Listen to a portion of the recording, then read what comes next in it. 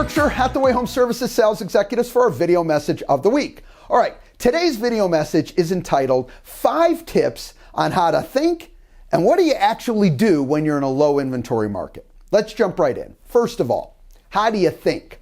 Well, I don't care if you're on the buyer side, you're a buyer's agent, or you focus on listings. In a low inventory market, you want inventory. It sells quicker, it attracts buyers, so it's a win on both sides. Now, if we're gonna say we're thinking properly and we're like, okay, low inventory market, I have to attract more inventory to me.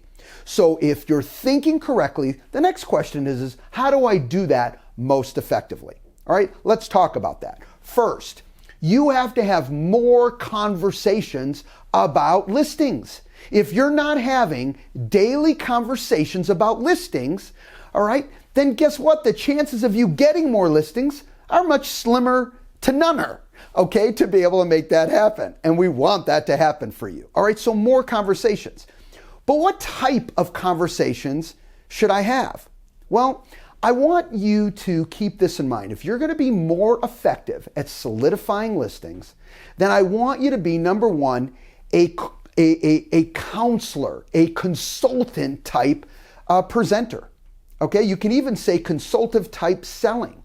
The reality of it is when you are a consultant, you have no choice but to ask questions to these individuals, trying to figure out what their goal is, specifically if they're potentially going to be selling their house. Okay, so you stay in that consultative mindset, asking questions, learning about them.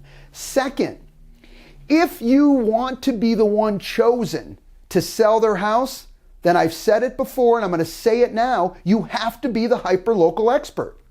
So as you start sharing, okay, information about their community, about the area, about the models, about the pricing, okay, that has happened in their area, they get more and more comfortable, they build more and more trust with you, and they know clearly this person is the hyper-local expert, and they'll be more apt to share and open up to you, again, bringing you closer to taking listings. If I don't feel okay, you know my area, and you're just out there wanting business, that's certainly not as powerful. 3, what is your competitive advantage?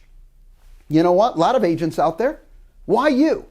What's different about working with you? 1, you've already done it by asking effective questions, talking about the area, creating that you're an expert. What are some of the other things that you can add? How about talking about your relationships with realtors through the entire community, okay, through the entire association?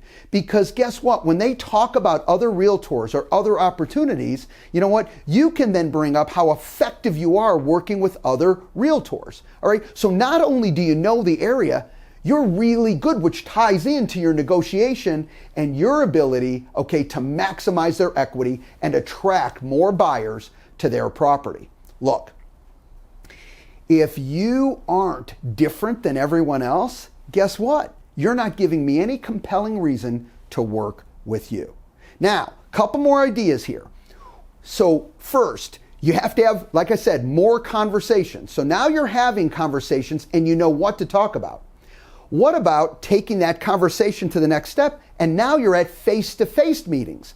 So the same information, okay, you use that consultant attitude, that hyper-local information, that competitive advantage to create a face-to-face meeting. So here I'm clear. Now I've had more conversations about inventory. I know I'm creating more face-to-face meetings about inventory. And last but not least, of course, you're focused on how do I convert more people to a listing contract.